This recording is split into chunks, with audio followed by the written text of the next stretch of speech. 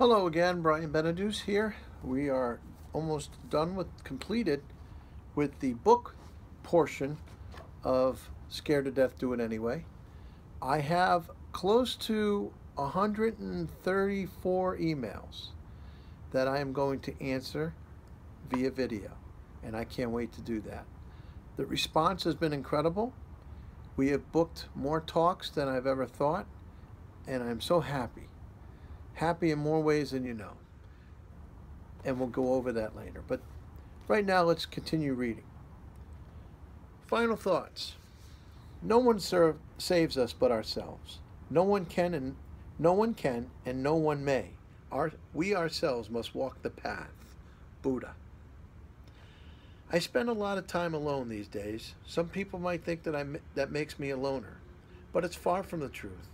Years ago, if you caught me alone, it would have been a real oddity. I needed to have others around to maintain my sanity. Where I am now in my life, I have learned to enjoy being alone with my thoughts. It's not like it used to be. And these are normal thoughts, by the way. They're not thoughts of despair, anguish, depression, or those dreaded what-ifs. One of the reasons I like being by myself is that it allows me to relive those parts of my life that once terrified, relive those parts of my life that once terrified me.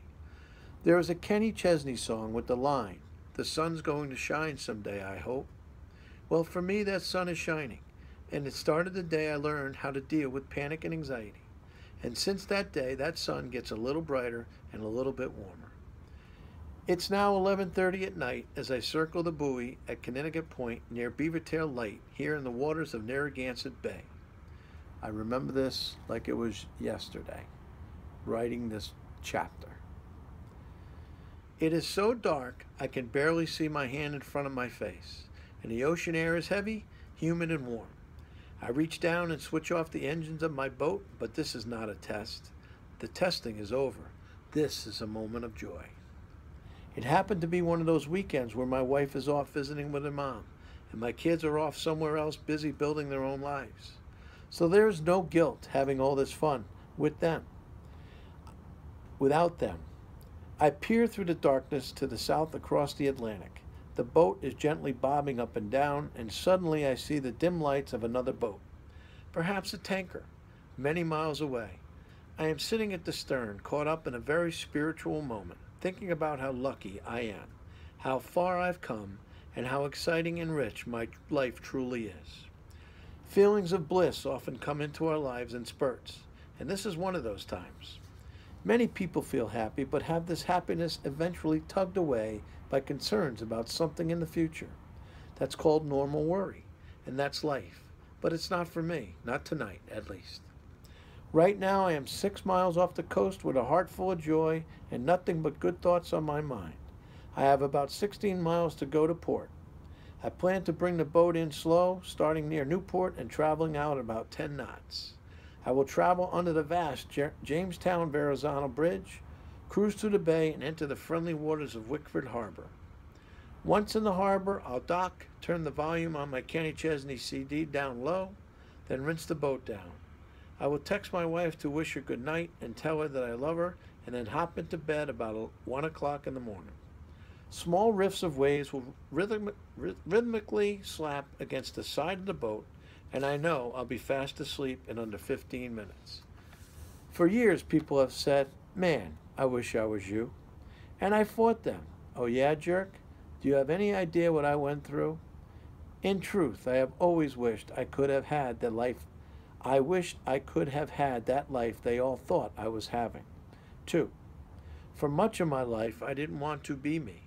But tonight, at this very moment, at the very point in my life, right where I am, I can honestly say that any wish I had about my life has come true. This is a picture of my boat, Jenny Girl. It's obviously during the day. It's just more meaning. It's it's an important chapter to me personally, because I remember that moment like it was yesterday, and it was I don't know, probably 2 years ago maybe. But it was a great time, and again, it's self-explanatory. And rather than Rather than changing and starting another video, I'm going to go right into chapter 23, titled Regrets and Blessings. 20 years from now, you will be more disappointed by the things that you didn't do than by the ones you did. So throw off the bow line, sail away from the safe harbor, catch the trade winds in your sails, explore, dream, and discover. Mark Twain. When I made the decision to write this book, I admit I didn't know the first thing about how to go about it. I'll bet I started the first chapter 40, maybe even 50 times over the course of several months. I had so many thoughts that I wanted to stress, so many ideas that I believed had the chance to be inspirational to someone. I didn't want this book to be a diary of the torment and demons I was forced to wrestle. I wanted it to be a guide for sufferers so they can compare and contrast my experiences with their own thoughts and feelings. There's a tremendous value in that. So where should I begin? Maybe I thought I would have better luck beginning with the end. Therefore, what follows below is the beginning I wrote for this book, which as we now know has come full circle, is the ending. Me. Today I am sitting at the beach on Cape Cod. It's one of my favorite places in the world to be. It's 5:30 on a Thursday evening, and my family is due to arrive tomorrow. If there ever was a perfect night to start to write a book, I think this would have been it. I have decided to start with the last page of the book and try to work through my story backwards. I have read hundreds of books in my lifetime, but unlike some people I know, I won't skip to the end to find out who died or who the murderer is. It ruins the whole book. And biographies and history are no different.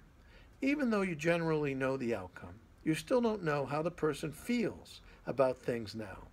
It's as if people think they're going to get some strange advantage by skipping 200 pages of fluff just because they are dying to know the answer at the end. For me, though, it's all about the journey. It's therapy. I think starting from the end will make it easier to jog my memory. Much of what I want to discuss in the book is extremely emotional, personal, and sensitive, including many things I wish I could simply forget ever happened. I expect I will be redundant.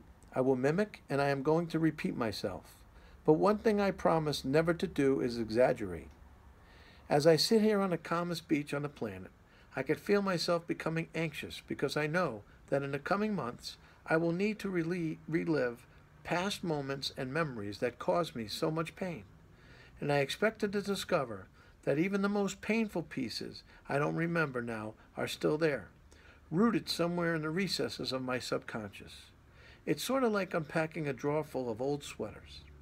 By the time you remove a few of them off the top, you discover a bunch more underneath you totally forgot that you owned. Well, I plan to introduce you to many of those old sweaters, and hopefully I will be able to use them to tell a story that sufferers of severe panic and anxiety will be able to relate to. Looking back at all the customers I have known, the vendors I've met, and the hundreds of trips I've taken, I literally shake my head in amazement at the financial goals and successes I've been able to attain while dealing with this terrible condition. I would never have dreamed 30 years ago that I would be here at this point in my life and be able to help people by talking about something that humiliated me for so long. I've been to New York, Maryland, New Jersey, Carolina, Florida, Toronto, Chicago, and so many other places more times than I can count, all the while battling with these demons, taking them along for the ride. I am already finding this difficult. Tears are filling my eyes. I am not embarrassed to say I take pride in what I've accomplished in my career. At the workshops I deliver back at my Motivate for Success facility, I teach the lessons I plan to talk about in this book. One of the messages I try to deliver is that success is not perfection, merely a little above average. I consider myself an average person in just about every way imaginable. I don't have the athletic ability of a pro, nor the looks of Sylvester Stallone, or even the education of most, which is mostly my own doing. We're all created imperfect, and what I do have, more than most people, is insecurity, even though I come across as strong and confident. Later in this book, I will talk about this technique which is called Act As If. That will be an integral part of the toolbox that you will read about and that you can use to work through your own problems. My business partner was only the latest of about 20 people who said that I have to write all this down. They think it's an extraordinary story. And now I've reached that point in my life where I think I'm ready. I have never been the kind of guy who pats himself on the back every time something goes right in my life. And if one day we meet and you get to know me, you'll realize that. I believe it's part of what held me back from writing this until now. For the greater part of my life, I couldn't admit it. But I want you to understand the extraordinary things you can truly do. I consider myself blessed, and I am grateful for everything in my life. I have traveled over highways and byways, through the air thousands of miles to build my business, living every moment in fear and in terror. I have spent countless nights crying alone in my room or hunched over the steering wheel of my car, covered by a shroud of anxiety and self-doubt, all because I was panic-stricken and I could not show my fear. You'll read all about it. In many ways, I wish I had already finished writing this book. Sometimes I get pissed off because people see what I have and they don't understand what I went through to get it. There's a part of me that says, who gives a shit what they think? Then another part of me wants to tell them, why don't you go and deal with all the shit I've been through, travel all the miles in terror I've traveled, deal with the emotional torture and demons for years, be rejected by hundreds and hundreds of times, be utterly afraid to leave your own home, leave a company that went out of business to start your own company from nothing, and then when you are done with all that, stand on a mountaintop and tell everyone about it.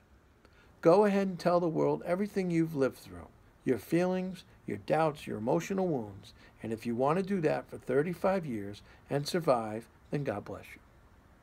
I do have regrets, however. My greatest regret is that I have never told my wife half the things I plan to write about in this book. I regret that she's going to learn things as she reads this, and will feel terrible that she didn't know. It's not my intent to hurt her or anyone else. I regret the fact that my mother and father didn't know what I was going through either. The torment was terrible, and I didn't wish to share it with anyone. And I regret the fact that I did not write this book sooner, because I might have been able to help so many more people.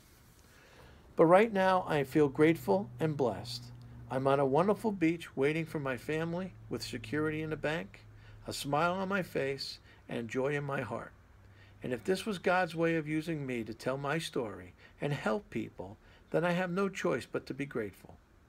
Next week, I will really get into the core of writing this book, and hopefully I'll be happy with the final product.